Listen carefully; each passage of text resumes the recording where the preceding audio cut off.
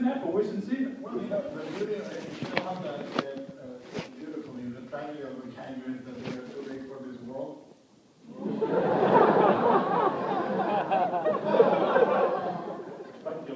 You're straight Bud Abbott up here all of a sudden. But what I think is really fascinating about that, again, is your movies are so often talk about narrative and who has control of the narrative. And if you were to switch that position, again, I mean, the creatures could just as easily be people defending their territories. I mean, for you, it really is about that sort of thing where there is no real evil. There's just deeds that are done that can be interpreted on either side. Well, evil for me is choice. See, for me, the important thing about evil is if there's the element of choice involved. The little guys on the other side sending the kaiju, they have that choice. But they are ultimately sending an exterminating crew to a building they plan to occupy. You know, but evil for me is very, very articulated, for example, in Pantanal. When the doctor says, obeying just to obey, that can only be done by men like you, Captain. You know, it's when you take refuge from your choices by hiding them in a larger structure. You know, the guys that are doing something because they were told to do so, or what could I do? I could not obey. You can always disobey. You know, and that is something you face with as a director all the time. The buck stops with me. I can never come crying, you know, mimic. I say, I allowed this to happen. I allowed this or that to happen. I don't say, oh, they did. They never do. You can always say, screw you, I'm walking. You can always say that. Nobody's going to hold you hostage, you know? Yeah, but I mean, if we want to go that step further to mimic, and you in particular, it's hard for you to walk away from something once you start to work on it. You have an almost compulsive need to complete. Yes. So, I mean, is that choice? You have to at one point make that choice. You can only do it once. You cannot be leaving twice. You cannot go, I'm going to leave this time, for sure. You know, but with Mimic, what was great is I learned that the one word in the English language that is exactly the same word in Spanish, no. I learned to use it. But in Mexico, you make movies because you have friends. You ask for favors, everybody's a partner. And the shock on a big movie like Mimic was, you have to fight. You have to fight for things that if it feels wrong, you say, absolutely not. And the birth of my daughter was important because I'm a, you know, agreeable guy. I get along with 98% of the population, and that I get in conflict with, which is my thing.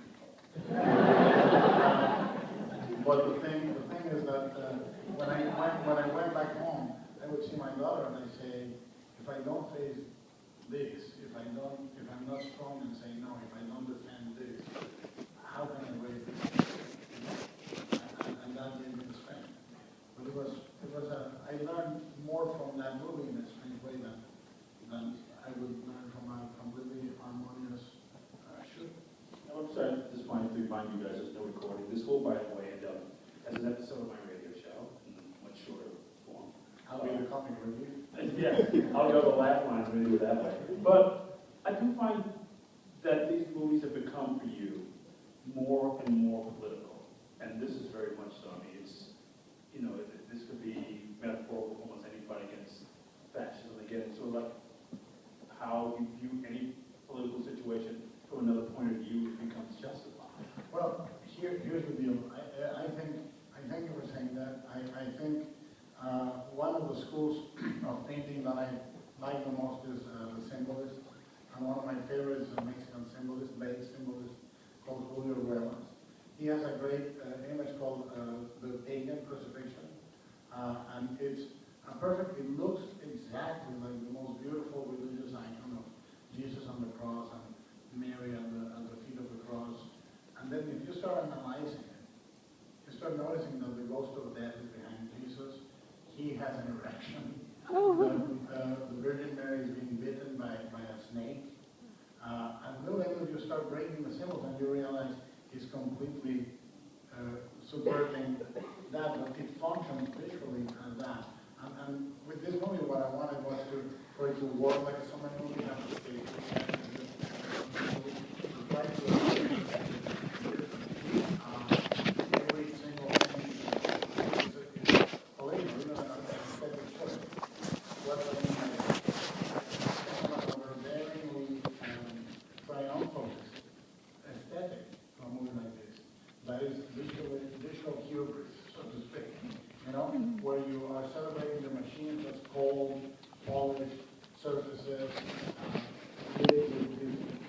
gorgeous, neon, everybody's waspy, crew-cut guys. You know, there's a single country set in the world almost always, and the aliens always get one single map. They all go to New York. Internationally, they go. Not true. Sometimes they go to DC.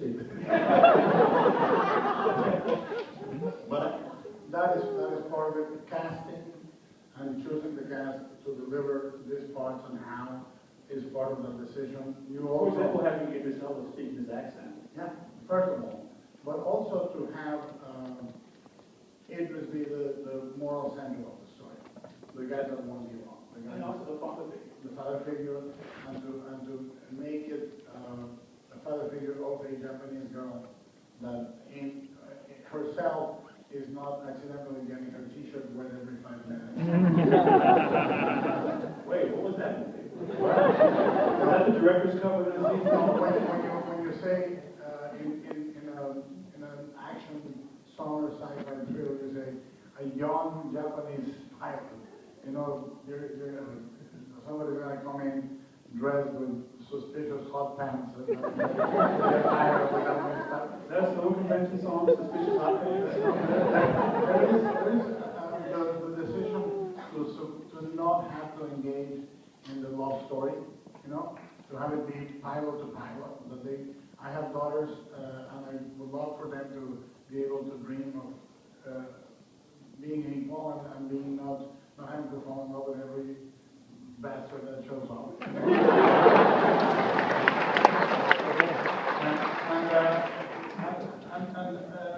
I made it a point to open the movie when we were winning, and Charlie says it very good. We got really good at it winning, and then everything changed. And the movie, when I went to Legendary, I said I don't want to make the movie about us winning. I want to make the movie about us losing, and then finding each other in the losing. You know, and finding out that every character has to trust the guy that they distrust the most.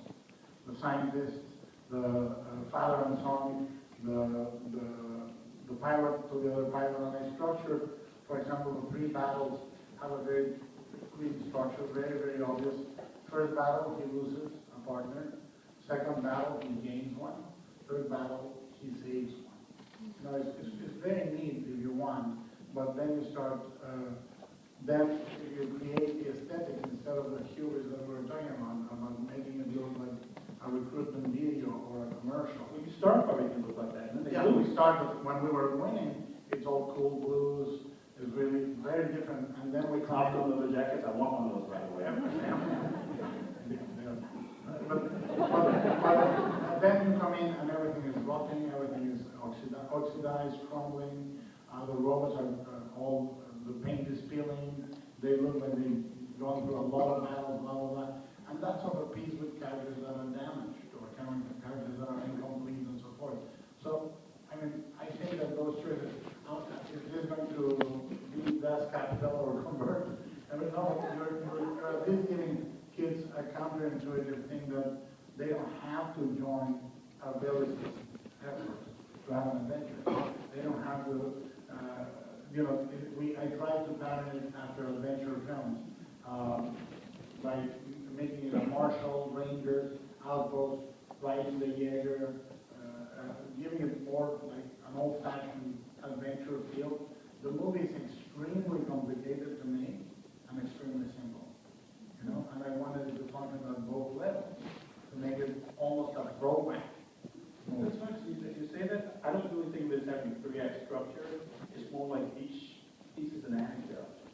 And I wonder if some decide to do it like that instead of doing it structure. Those acts are often Charlie. I mean, those are basically hero journey kind of stuff. But surrounding that, it's really incredibly anecdotal in that way. The movies are often not. I think Pan's Labyrinth, Devil's Backbone. Those are Shakespeare having a beer with Hamlet and singing about it. very manimal song. Yes, exactly. But you do this thing I find to be really fascinating. And something I never asked you. The movies move forward by these anecdotes that are told.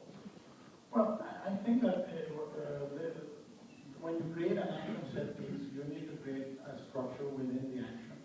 You need a beginning, a middle, and an end. So each battle is in itself a little movie, especially with the one, which is developed for Hong Kong, which is 25 minutes long.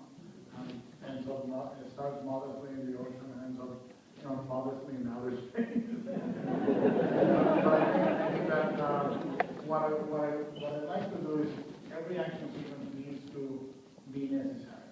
It needs to propel the narrative. It needs to do something that changes. I'm not gonna say I learned it, but I kind of learned it somewhat on Blade 2 when the action got repetitive. I was, why is this happening? And it's because it was some action was not propelling the story. And when it did, it changed. On Hellboy 2, the elemental, when he's fighting the giant elemental, is basically a choice about which side of his nature he's going to align himself with and so forth. And here, it's crucial, for example, that you go, one of the biggest anecdotes and one of the touches that it really distinguishes for me the emotional core of the movie from any other movie is the memory of Michael. When you can go back to a piece that is almost a little fairy tale about a girl and a dragon and a knight in shining armor, and a girl that loses her heart and carries it with her. And if you ever see the movie again, that memory is all blue with touches of red, and that blue stains her hair. That memory stains her for the rest of the movie until they can trust each other and so forth. And the anecdotes, I value as much the moment of them standing in front of the robot talking, and the heart revealing itself, not very subtle. But I value it as much as I value a giant set piece. I guess I asked that just because the anecdote thing, again, because I do want to come back to the thing about sleeping giants being awake. So think about that. I can't sit here and not say this is like Gigantor starring in Warrior of Atlas. Of course. That would be a perfectly accurate. I'll own that. Because I was born almost at the same time as Gigantor. I'm 64, so I'm like 2 years off the birth of Gigantor, the first great mecha in the history of anime, And the thing that I love and I wanted to celebrate here is a true celebration. Is the Japanese relationship with technology has not only ambivalence on the guilt of the West relationship with technology, where we say ultimately technology is bad and it'll be our Frankenstein, it'll turn against us. The celebration in Mecha is complete. They have a complete adoration of the robot figure, and they become this gigantic mythic figures that They created post-war with mythology. yes, absolutely. And what is fascinating is that you can, which is very, I say I get high on my own supply, but it's because you can give yourself to those symbols. I would put it more elegantly than that. You can truly be in awe of the robots at a scale that is mythical. When I got this movie, when they said yes, do it. The first thing I thought of was a painting by Francisco Goya called The Colossus. It's a colossus moving past the town. It's part of the black paintings. And the scale, this slow, almost disregard for human scale. I knew that's the fight. Those were going to be the fight. And the kaiju genre, same thing as the mecha, is particularly in Japan because Godzilla starts as a kind of going